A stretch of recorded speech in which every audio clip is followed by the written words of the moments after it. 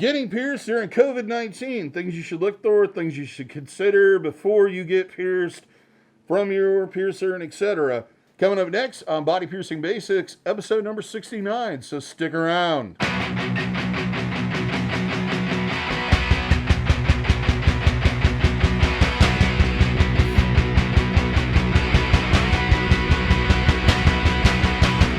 For those that are new to the channel, my name is DaVo. I'm a professional body piercer and have been since 1994. I own and operate the Axiom Body Piercing Studio located here in Des Moines, Iowa, inside Skin Kitchen. So when I talk to you, Skin Kitchen Tattoo. When I talk to you about these things, I'm talking to you at a level of expertise as somebody that's been in the industry for well over 26 years. So what are we going to talk about today? Basically, we're talking about the fact that at this point in time, most of the businesses are opening up again. They're saying we're kind of out of the woods, but we're not out of the woods. Basically, we're out of the thicket. We're on a clean path, but there's still, the woods around us that are wrought with danger and viruses and other scary things. So a lot of precautions need to be taken. So what I'm going to talk about today is situations where you probably shouldn't get pierced.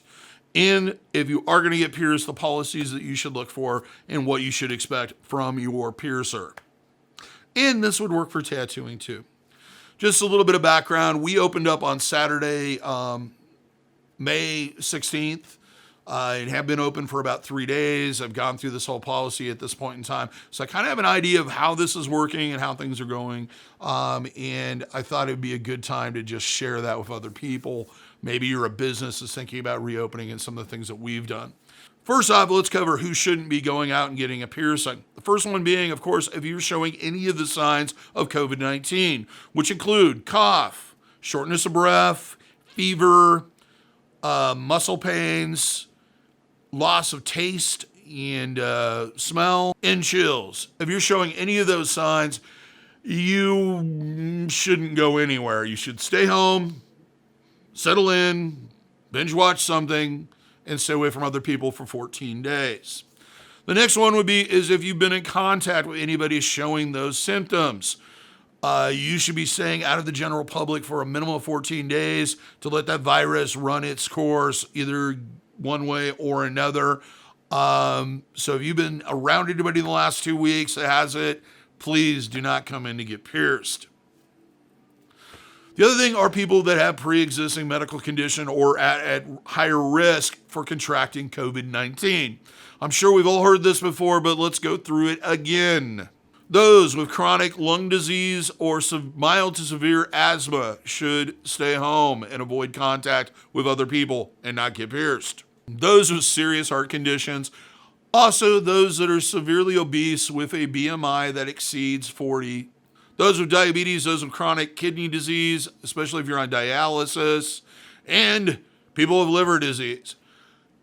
If you fall under any of those categories and have that pre-existing condition, then no, you shouldn't go out and get pierced. You should stay in, stay tight, and wait till this all passes.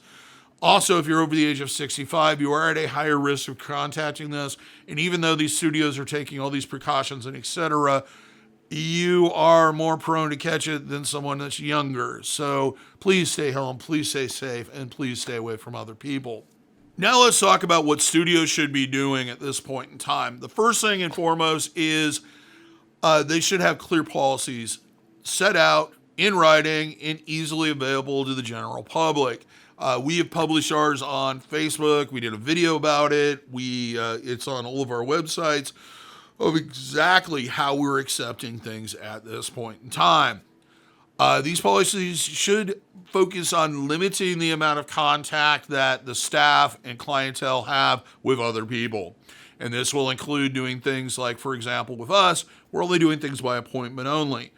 We only allow the person that's getting pierced or tattooed inside the building, with the one exception is if they are a minor, their parent or guardian can come along to sign the consent form. Otherwise, no one else inside the building, no friends, no moral support, etc. At the door, we are doing a pre-screening, which will include checking your temperature. We don't allow anybody inside the building without a mask, and they have to wear it the whole time they're here. Additionally, we ask that they sanitize or clean their hands immediately after entering the building.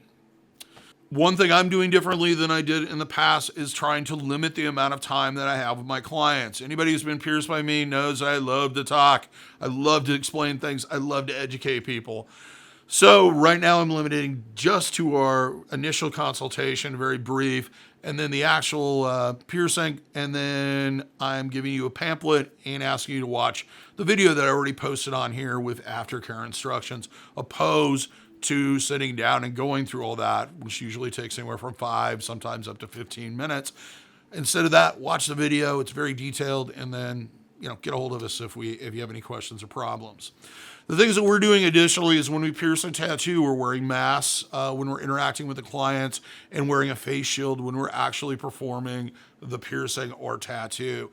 This is a double way of making sure that we do not contract anything. We are dealing with a situation where the person is unmasked, especially with piercing, during the procedure, so there's an increased likelihood of them sneezing or coughing and it getting transferred into my eyes or wherever. So as an added precaution, we're also additionally wearing face shields. The other thing we're doing is trying to maximize the distance between our clientele and staff. We generally try to keep people 6 feet away from everybody. We've also limited our capacity to try to keep it in that 10 range. That seems to be the flip of the coin safety level. And also kind of limiting just any interaction that we have with clients or clients have with other people. We have separate seating areas for people, and kind of, if you're waiting for this, you're sitting there, please stay there. If you're waiting for this, you stay over here, kind of keeping people separated and keeping up that social distance as much as possible. The other thing we're doing is we are disinfecting things at a higher rate than we usually do, usually in between clients, cleaning off things like tablets that are used, pay devices like telephones, etc., in common things that we clean on a regular basis, but we're doing it more often, like doorknobs, light switches, countertops, chairs, etc., seating areas. So it's kind of like we're doing it a little bit more. Well, not kind of. We are doing it a lot more than we usually do. So during the healing, or during the actual piercing procedure, the only thing I kind of went over this differently. Generally, what you're going to find is the person should be as professional as possible. They should wear a mask when they're speaking to you, and then a face shield when they're actually doing the procedure. So we've covered that. There should be a detail about that. As I mentioned earlier, we are used to dealing with pathogens, but we're used to dealing with bloodborne pathogens, which is a little bit different. So we naturally will already do things like sanitize the piercing area, the table wherever it's performed on, our general area, anything we've touched, doorknobs, light switches, etc., lamps that may have been moved or adjusted. We're used to doing that. Unlike what I would normally do, which is I would do it a couple times a day or in between each piercing, if I felt like I'd contaminated something, I've gotten more diligent about just cleaning everything after I get done. And because of that, I've been having to make my appointment periods a lot longer than I would usually do. Instead of a 15 to 20 minute appointment, I've set up an hour for each client just to give me the time, not only to cool down, because let me tell you, wearing those masks and that face shield really pumps up the body temperature, but also to give me time to disinfect and clean things properly.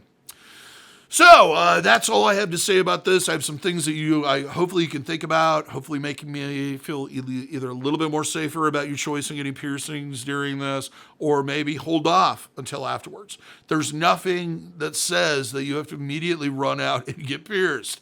If you're still unsure, or you're in an area where outbreaks are just piling on top of each other, I would tell you to stay home. The piercing studios aren't going anywhere. If you're really concerned about them financially, get in contact with them. Many of them sell gift cards or do some type of sideline to make money. Get in contact with them and see if you can buy a gift card for your next piercing, and then you'll be taken care of in advance. If you have anything to add, please make a comment, especially if you work in the industry or maybe you work in a similar industry, of what you guys are doing to help keep your clientele and your staff safe during this. If you liked the video, give me a thumbs up. Let me know what you liked it, because we like it when you like it. If you haven't subscribed already, click the notification bell when you do that. So click on subscribe, then the notification bell, so you're notified, get a heads up every time we post something. If you like merch, you like t-shirts, you like swag, you like tote bags, you like beach towels, I don't know, we have it all. Check out our merch store. There's a bar in the merch bar below this video. There's also, if you click on the link, it'll take you to a huge site of different designs, different styles, different colors, and different products. And that supports the channel and also supports the studio. So help us. And look stylish. Win-win. Till next time, here's hoping all your piercings heal with ease and without a single issue. And if you're in the Des Moines, Iowa area, I hope to see if your body piercing needs in the future by appointment. Thank you for watching. Everybody out there, stay safe. Wash your hands a lot. If you are venturing out, worry about yourself, but also worry about the people around you. Of course, if you're showing any signs, please stay home. If you're not, keep that social distance. Stay away from people. Enjoy it. Go out to the park. Go to the zoo or whatever's open. But still, be safe because we want you around.